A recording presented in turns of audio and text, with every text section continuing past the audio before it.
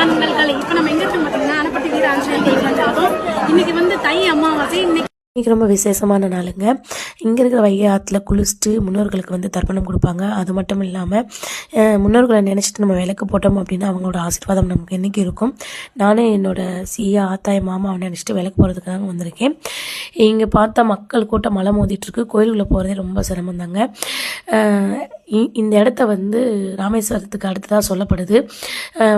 புரட்டாசி மாதம் இன்றைக்கி முடியாதவங்க புரட்டாசி மாதம் அமாவாசை வரும் இல்லையா, அந்த அமாவாசையில் கூட பண்ணலாம். வந்து பண்ணுங்கள்.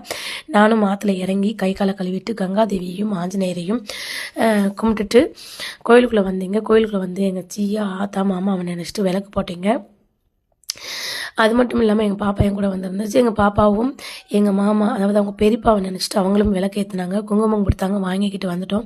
வெளியில் அன்னதானம் நடந்துச்சு. சக்கரை பொங்கல், தயிர் சாதம், தக்காளி சாதம், புளி சாதம்